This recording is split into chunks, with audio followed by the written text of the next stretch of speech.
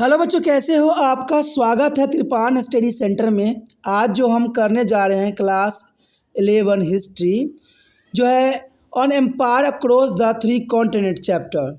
यानी देखा जाए तो हम यहाँ कक्षा 11वीं का इतिहास करेंगे। 3 महाद्वीपों में फैला हुआ साम्राज्य, ये काफ़ी महत्वपूर्ण है और इसमें सिर्फ 12 क्वेश्चन होंगे जो हिंदी इंग्लिश दोनों ही माध्यम में आपको समझाया जाएगा और ये एग्ज़ाम व्यू से काफ़ी महत्वपूर्ण रहेगा। इसमें हम हर एक बात पे, हर एक टॉपिक के महत्व के विषय में विस्तार पूर्वक चर्चा करेंगे और हर चीज़ का एनालाइज करेंगे। लेकिन आपको पता है, क्वेश्चन स्टार्ट करने से पहले एक बात जो मैं हमेशा कहता हूँ, जिसको आपको सोचना भी चाहिए, विचार भी करना चाहिए, इवन अमल भी करना चाहिए, वो ये है कि जब भी वीडियो देखिए पूरा देखिए, क्योंकि अधूरा जानकारी सदैव खतरनाक होता है। साथ में एक इंपॉर्टेंट बात ये भी रहता है, अगर आप पहली बार वीडियो देख रहे हो तो लाइक शेयर सब्सक्राइब करना मत भूलना, क्योंकि दोस्तों लाइक कीजिएगा तो बनाने वाले का मनोबल बढ़ता है, सब्सक्राइब कीजिएगा तो इससे ये होता है कि जब भी मैं कोई वीडियो डालूंगा उसका नोटिफिकेशन आपको समय रहते मिल जाएगा। और देखिए, शेयर का मतलब ये होता है कि आपके थ्रू ना जाने किन बच्चों को हेल्प मिल जाए, ये आप भी नहीं जानोगे, इसलिए जो है आप शेयर जरूर करो, ठीक है। व्हाट्सएप स्टेटस पे भी लगाओ। दोस्तों आरएनएसएस सेंटर जो है कई मानने में बहुत से बच्चों के लिए हेल्पफुल है, चाहे वो 8th क्लास हो, 9th 10th 11th 12th हो, चाहे वो एनआईएस बोर्ड के बच्चे हों, ठीक है, चाहे बीए एमए के बच्चे हो, सभी क्लासों के लिए कुछ ना कुछ जो है त्रिपान सेंटर में उपलब्ध है। तो इसलिए आपके लिए ज़रूरी है कि आप सब्सक्राइब करके इसको चैनल को जो है सेव कर लो, नहीं तो बाद में अगर रिसर्च करोगे तो शायद आपको ये चैनल प्राप्त ना हो। तो इसलिए सोचना नहीं, विचार नहीं करना है, सब्सक्राइब करके जो है अपने पास सेव करना है। दोस्तों ये तो बात था आपके लिए, लेकिन आप देखते हैं हमारा आज टॉपिक क्या है। Today we have discussed most important chapter here on the empire across the three continents. There is a most important chapter here, and the next questions is the most important arrive here. Explain the system of administration is governed by the politician of the centurion rank in Rome. You know that this is the most important questions here. Explain the system of administrations governed by the politicians of centurions rank in Rome. You know that in the ancient Rome, province is were generally governed by the politician of centurion rank, usually a former to the consuls. You know that there's an important. A later expansion was the province of Egypt, incorporated by Augustus. There is Egypt incorporated by the Augustus.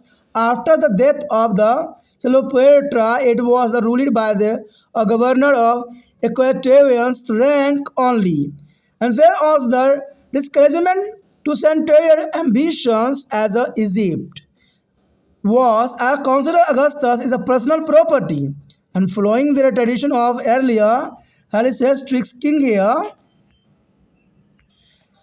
the territory of people who were defeated in a war meant to be bought there under various forms of territory. In some cases, are entirely complete of is a subjection.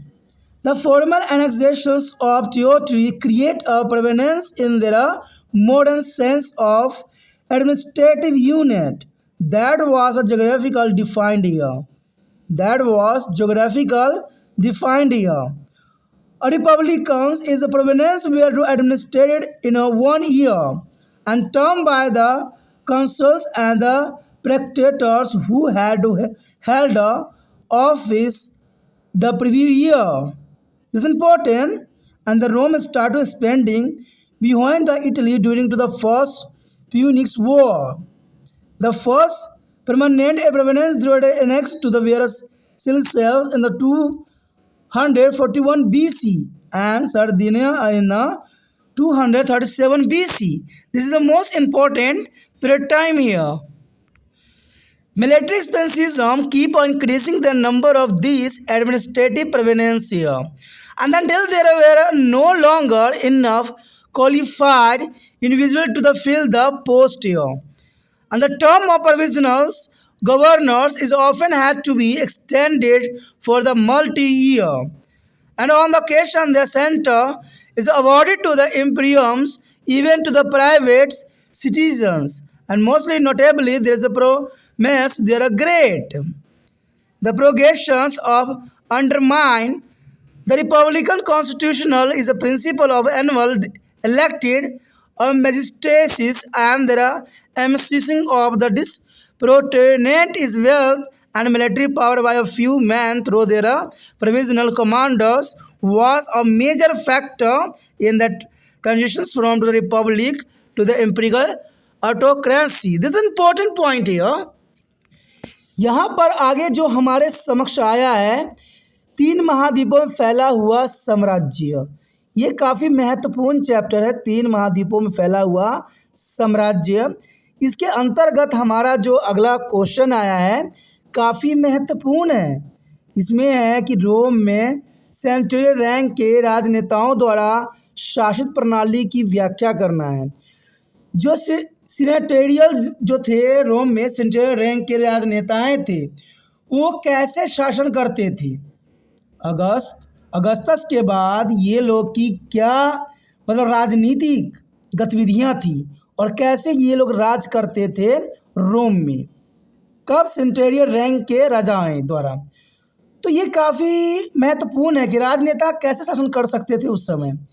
कहते हैं प्राचीन रोम में प्रांत आमतौर पर सेनेटोरियल rank के राजनेताओं द्वारा शामिल होती थी, जो आमतौर पर पूर्व कौशल होते थे, यानी इनमें काफ़ी कुशलता होती थी और ये राजनीति करना बखूबी जानते थे और इसमें कोई दो राय नहीं है। कहते हैं एक बार अपवाद मिस्र का प्रांत था, यानी एक बार प्रॉब्लम आई तो वो था मिस्र का जो है प्रांत, जिसे अगस्तस द्वारा शामिल किया गया था। अगस्तस ने इसको बहुत ही सरलतापूर्वक जो है मिस्र को अपने जो है राज्य में सम्मिलित किया था और क्लियोपेट्रा की मृत्यु के बाद इस पर केवल अश्वारोही रैंक के गवर्नर द्वारा शासन किया गया। मतलब ये हुआ कि यहाँ पर अगस्तस ने इसको जो है अपने प्रांत में शामिल किया और क्लियोपेट्रा जो वहाँ पर शासन करता था, उसके मृत्यु के बाद इस पर केवल अश्वारोही रैंक का मतलब होता है दोस्तों कि जिनको आश्रय दिया गया था, जिनको बनाया गया था, वैसे रैंक के गवर्नर द्वारा यहाँ पर शासन किया गया। और शायद सेनेटेरियस महाकांक्षाओं को प्रोत्साहित करने के लिए, क्योंकि मिस्र को पहले ही है ना स्टेटिक्स राजाओं की परंपरा के बाद अगस्टस की नीति संपत्ति माना जाता था, यानी अगस्टस का जो मेन संपत्ति माना जाता था, उत्तराधिकारी माना जाता था, उनको जो है हेलेनिस्टिक राजाओं की परंपरा के अंतर्गत। तो ये काफ़ी महत्वपूर्ण है। आप समझ गए होंगे कि अगस्टस ने जो है मिस्र प्रांत को अपने राज्य में सम्मिलित किया और क्लियोपेट्रा के द्वारा मृत्यु के पश्चात जो है इस पर गवर्नर राज करने लगे। और क्लियोपेट्रा कौन था? क्लियोपेट्रा जो था मिस्र पर राज करने वाला राजा था, क्योंकि अगस्त काम तो सम्मिलित किया और राज्य भी किया, लेकिन उसके बाद क्लियोपेट्रा ने जो है इसको संभाल लिया। जब इसकी मृत्यु हो गई क्लियोपेट्रा की, तो जर्नल सी बात है, इसको जो है अश्वारोही रैंक के गवर्नरों ने इसको संभाला और इनका महत्वाकांक्षा थी कि इनको और भी एस्टेब्लिश किया जाए। और जो अगस्तस के जो संपत्ति थी, जो निजी संपत्ति थी, उसका जो है मेनली हेलेनिस्टिक्स को माना जाता था कि संपत्ति के मुख्य अधिकारी है। युद्ध में पराजित लोगों के क्षेत्र को विभिन्न प्रकार की संधि के तहत लाया जा सकता था और कुछ मामलों में पुनः अधीनता भी शामिल हो जाती थी। यानी इसमें यही बात दर्शाया गया है कि पहले के समय में जब राजाओं में युद्ध होते थे और एक राजा हार जाता था, तो दूसरा राजा उसकी संपत्ति को हड़पता नहीं था और न ही जो है उस राज्य पर राज्य करता था। सिर्फ उसको ये कहता था कि आप जो हो हमारे राज्य के अधीन हो और आपको जो है हमारे राज्य के ही अंतर्गत अपना कार्य प्रणाली चलाना पड़ेगा। तो यही रोम में भी था कि युद्ध में पराजित लोगों के क्षेत्र को विभिन्न प्रकार की संधि के तहत लाया जाता था और कुछ मामलों में पुण्य जो है अधीनता भी शामिल हो जाती थी। यानी कई जगहों पर तो पुण्य जो है अधीन कर लेते थे उसको और उसमें राज्य पर जो है अपना कब्जा स्थापित कर लेते थे। तो कहते हैं हर का अपना यहाँ पर सिस्टम था, रूल रेगुलेशन था। देखा जाए तो किसी भी क्षेत्र के औपचारिक विलय ने एक प्रशासनिक काय के आधुनिक अर्थ में एक प्रांत बनाया जो भौगोलिक रूप से परिभाषित था। यानी ये जो विलय था, ये औपचारिक विलय था जिसको राज्य में विलय करने की बात कही जा रही थी, उसको प्रांत बनाया गया कि वो एक प्रांत के रूप में जाना गया और भौगोलिक रूप से उसको परिभाषित किया गया। यानी जैसा उसका भौगोलिक स्थिति थी उसी अनुसार उसका जो है उपयोग भी किया गया। रिपब्लिकन प्रांतों को एक साल के कार्यकाल में उन वर्णित दूतावासों और जो है प्राइटरो द्वारा प्रशासित किया गया, जिन्हें पिछले वर्ष पद संभाला था, यानी रिपब्लिकन एक समय पार्टी थी जो प्रांतों में 1 साल के कार्यकाल में वर्णित दूतावासों और प्राइटरो द्वारा प्रशासित किया गया था, और जैसे पिछले वर्ष जो है पद को संभाला भी था। प्रथम प्यूनिक युद्ध के दौरान रोम ने इटली से आगे विस्तार करना शुरू कर दिया। जब प्रथम प्यूनिक युद्ध हुआ था तो इटली ने अपना जो है काफ़ी विस्तार करना शुरू किया था, और कब्जा किए जाने वाले पहले स्थायी प्रांत जो था 241 पूर्व से लेकर सिसिली और 237 ईसा पूर्व में जो है साइडिनियम थी। तो ये काफ़ी महत्वपूर्ण बात है कि प्रथम प्यूनिक युद्ध के दौरान जो है रोम ने इटली से आगे विस्तार करना शुरू कर दिया, और कब्जा किए गए जाने वाले पहले स्थान प्रांत जो 241 ईस्वी पूर्व में सिसिली और जो है 237 में साइडिनिया थी। तो काफ़ी महत्वपूर्ण बात है। और सैन्य विस्तारवाद इस प्रशासनिक प्रांतों की संख्या दिन प्रतिदिन जो था बढ़ता जा रहा था। सैन्य विस्तारवाद इस प्रशासनिक प्रांतों की संख्या बढ़ रही थी जब तक कि पदों को भरने के लिए पर्याप्त योग्य व्यक्ति न रह गए। तो ये काफ़ी महत्वपूर्ण यहाँ पर बात बताई गई है। प्रशासनिक ढांचा, प्रांतीय गवर्नरों की शर्तों को अक्सर कई वर्षों तक बढ़ाना पड़ता था, यानी जो शर्त गवर्नर के द्वारा लगाई जाती थी उसको अक्सर जो है कई सालों तक बढ़ाना पड़ता था। और कभी कभी सीनेट ने निजी नागरिकों, विशेष रूप से जो है पोम्पी द ग्रेट को भी साम्राज्य प्रदान किया था। तो ये भी बात यहाँ पर काफ़ी महत्वपूर्ण लगता है कि प्रांतीय गवर्नर की शर्तों को अक्सर कई वर्षों तक बढ़ाना पड़ता था, और कभी कभी तो सीनेट ने निजी नागरिकों को, विशेष रूप से पोम्पी द ग्रेट को भी साम्राज्य प्रदान करते थे। पोम्पी द ग्रेट को साम्राज्य देने का, जो कि एक निजी नागरिक थे, उनको भी जो है देने का संपत्ति अधिकार था, साम्राज्य प्रदान करने का अधिकार था। तो ये काफ़ी महत्वपूर्ण बात है। अगर हम करें बात प्रोगेशन में वार्षिक निर्वाचित जो है मजिस्ट्रेटों के गणतंत्रीय संवैधानिक सिद्धांतों को कमज़ोर कर दिया। अब जर्नल सी बात है, जब निजी फैसला होने लग जाते हैं तो जो गवर्नर बातें होती है, जो संवैधानिक सिद्धांत होते हैं, वो धीरे धीरे कमज़ोर हो जाता है। तो यही यहाँ पर रोम में भी देखने को हमें मिला कि जो है प्रोगेशन में वार्षिक निर्वाचित मजिस्ट्रेटों के गणतांत्रिक संवैधानिक सिद्धांत कमज़ोर कर दिया, और कुछ लोगों द्वारा अपने प्रांतीय आदर्शों के माध्यम से अनुपातहीन धन और सैन्य शक्ति का संचलन गणतंत्र से शाही निरंकुशता में संक्रमण का एक प्रमुख कारक बना।